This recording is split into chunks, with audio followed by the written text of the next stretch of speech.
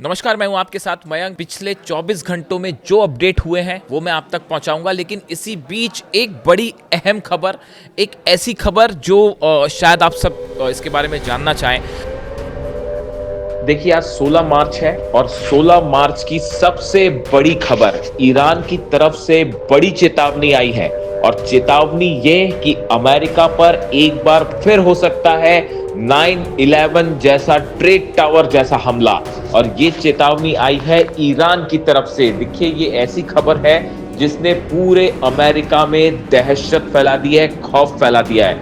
9/11 एक वो हमला था जिसने पूरी दुनिया को हिलाकर रख दिया था। अब इसी तरह की वार्निंग ईरान की तरफ से आई है कि एक बार फिर 9/11 ट्रेड टावर्स जैसा हमला हो सकता है। देखिए, ये वार्निंग दी गई है ईरान के सिक्योरिटी काउंसिल के सचिव जो है अली लारिजानी साहब, इनकी तरफ से। लेकिन इनकी तरफ से जो बात कही गई है, इसके दो एस्पेक्ट हैं, इसको दो तरह से लिया जा रहा है। देखिए, अली लारिजानी साहब ने क्या कहा है, पहले ये समझने की जरूरत है।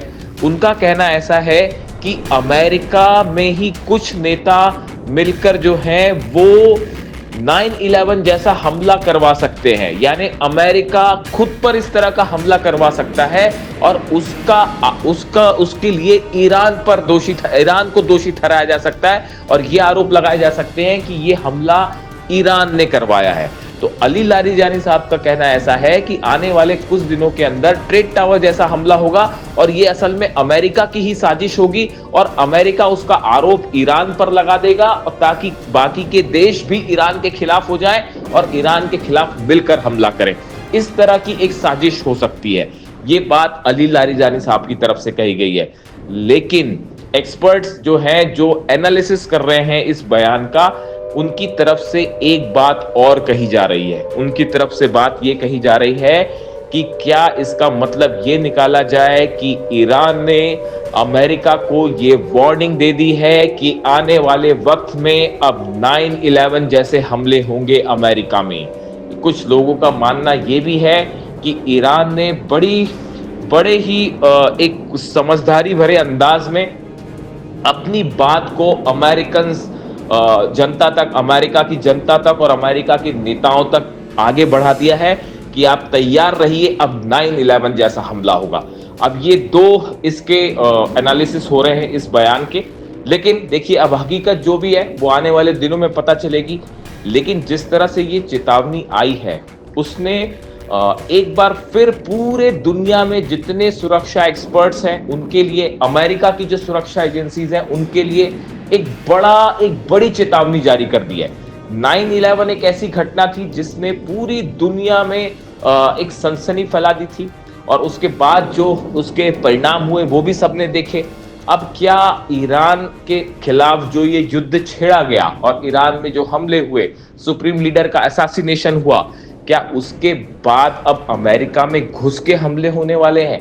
क्या इस बात का ये मतलब निकाला जाए? देखिए, अब इसका अलग अलग इसके एनालिसिस हो रहे हैं। लेकिन एक बार फिर इस चेतावनी ने 9/11 की तस्वीरें पूरी दुनिया के जहन में फिर से ताजा कर दी है।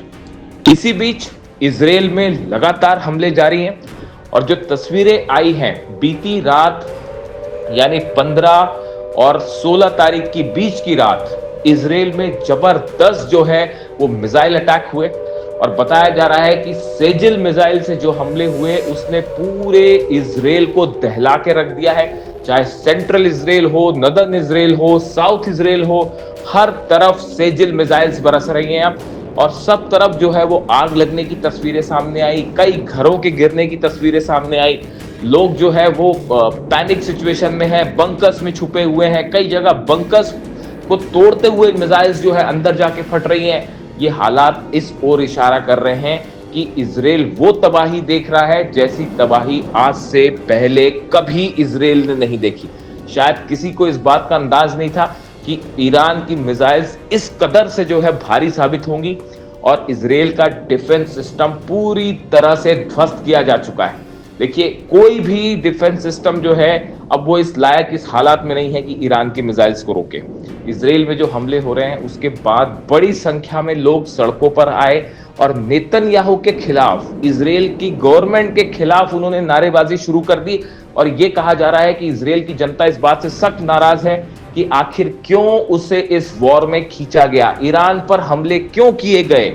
इस बात से अब इसराइल के लोग ही नाराज हैं और नेतन्याहू के खिलाफ नारेबाजी कर रहे हैं। लोगों का कहना है कि जिस तरह से ये हमले हुए उसके बाद अब जब ईरान के हमले हो रहे हैं तो उसमें एक तो नेतन्याहू सामने आने को तैयार नहीं है। देखिए, एक तरफ ईरान में जो है वो ईरान के राष्ट्रपति हों, अली लारिजानी साहब हों, विदेश मंत्री हों, कुछ देर पर वो सब के सब सड़कों पे थे, जनता के बीच में थे और लाखों लोग उनका सपोर्ट कर रहे थे। लेकिन दूसरी तरफ इसराइल में हालात ये है कि नेतन्याहू कहां छिपे हुए हैं किसी को नहीं पता। वो कहीं कहीं से अपने वीडियो रिलीज कर रहे हैं, जनता के बीच आने को तैयार नहीं है। और जो सड़कों पर तबाही हो रही है, घर टूट रहे हैं, उसके बीच में जो है वो जनता वहां पे बुरे हालात में है।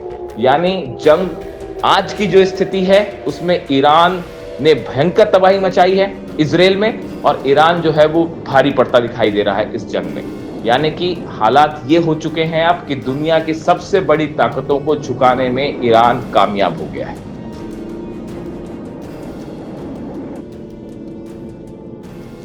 देखिए, आपके क्या व्यूज़ हैं इसको लेकर, कमेंट करके बताइएगा। जो भी जुड़ा अपडेट होगा वो मैं अगली वीडियो में आपको बताऊंगा। Thank you so much.